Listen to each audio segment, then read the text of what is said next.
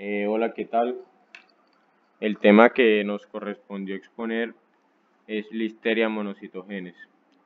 Mi grupo está conformado por Manuel Camilo Meneses Trujillo, Hernán Enrique Pérez Otero y Brian Alfonso Acevedo Badel. ¿Cierto? Nosotros somos estudiantes de medicina de cuarto semestre y esta exposición es para microbiología. Con respecto a la listeria, tenemos que decir que la listeria se divide en 6 grupos principalmente, que es la Listeria inanovi, la Listeria innocua, la Listeria welchimeri, la Listeria grayi, la Listeria silegeri y la Listeria monocytogenes, que es de la cual hablaremos el día de hoy. Entonces, con respecto a la Listeria monocytogenes, tenemos que decir que la Listeria monocytogenes es patógena para el ser humano, es decir, causa enfermedades para el ser humano, ¿cierto? Se le colocó el nombre de Listeria debido a Joseph Lister, que era un cirujano y microbiólogo inglés considerado como uno de los padres de la microbiología, ¿cierto? Entonces, con respecto a la Listeria monocytogenes, tenemos que decir que este es un patógeno intracelular facultativo, es decir, puede vivir en condiciones anaerobias como en condiciones aerobias, es decir, en presencia de oxígeno o en ausencia de oxígeno, ¿cierto? Esto es, la Listeria monocytogenes es un bacilo gram positivo y puede estar solo o formando cadenas, ¿cierto? Es muy importante decir que la Listeria monocytogenes no es formadora de cápsulas ni es formadora de esporas y que crece a temperaturas entre 0 y 45 grados centígrados. También es una bacteria supremamente resistente, aún sin ser formadora de esporas, y tolera altas concentraciones salinas y un pH alto, de hasta 9.2. Esta se multiplica a temperaturas de 2 a 4 grados centígrados. También tenemos que decir que la Listeria monocytogenes es catalasa positiva, es decir, tiene la capacidad de transformar el peróxido de hidrógeno en hidrógeno y oxígeno. Y también tenemos que decir que es beta hemolítico, es decir, causa la lisis de los glóbulos rojos.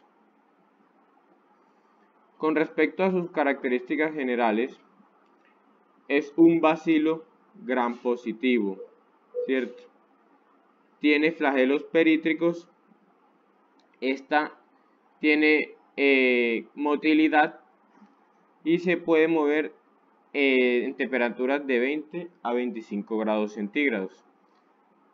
La bacteria pierde esta capacidad a temperaturas de 37 grados centígrados, ¿cierto?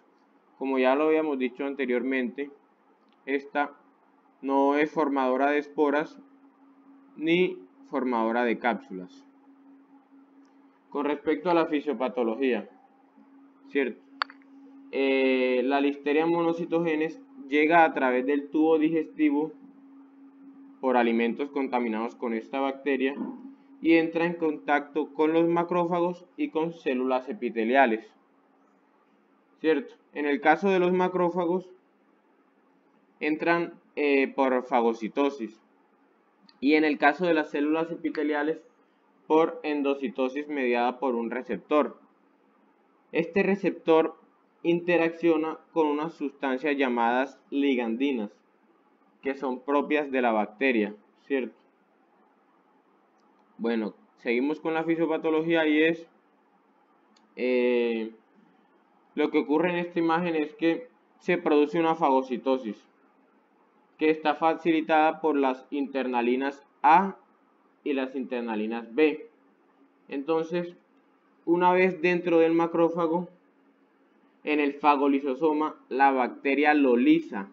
La bacteria lo lisa y es decir, lo rompe. Esto es gracias a la listeriolizina O y a la fosfolipasa C. Entonces, una vez lisado, queda libre la bacteria dentro del citoplasma del macrófago y empieza a multiplicarse, ¿cierto?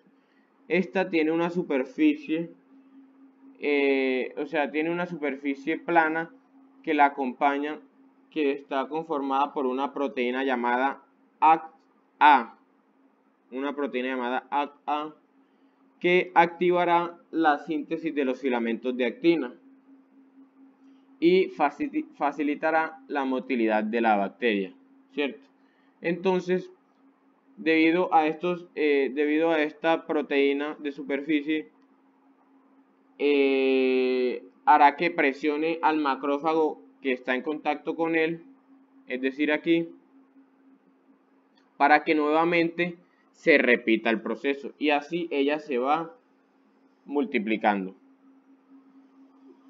Con respecto a la listeriosis, tenemos que decir que la listeriosis es la infección causada por la ingesta de alimentos contaminados con Listeria monocitogenes, ¿cierto?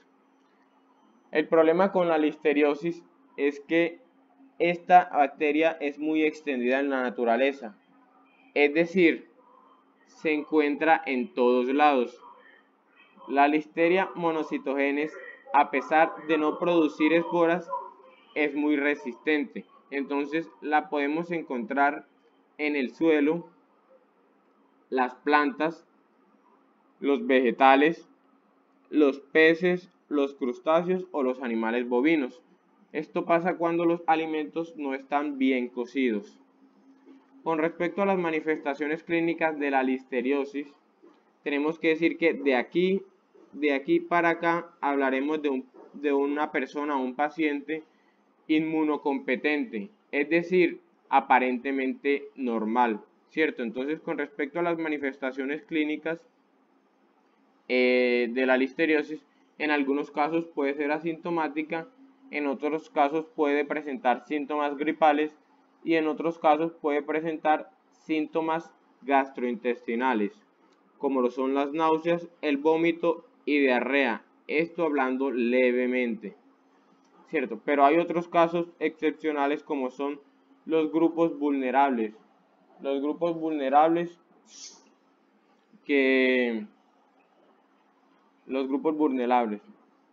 ¿cierto? Estos grupos vulnerables son los recién nacidos, los ancianos, los pacientes inmunodeprimidos, es decir, que tengan una enfermedad autoinmune, y las embarazadas. Hacemos énfasis en las embarazadas porque si una embarazada se infecta antes de la semana 20 de la gestación, puede causar graves daños en el feto, porque esta bacteria pasa a través de la barrera placentaria y puede provocar abortos espontáneos.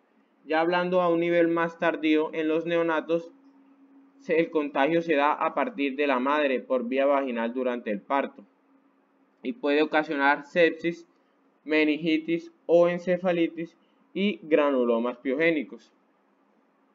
El diagnóstico para la listeriosis: primero que todo se deben tomar muestras para el aislamiento de esta bacteria, como es la sangre, el líquido cefalorraquídeo, el líquido amniótico, muestras de la placenta y materia fecal. Entonces, debido a que puede ser difícil aislarla, se recomienda una técnica de enriquecimiento en caldos nutritivos.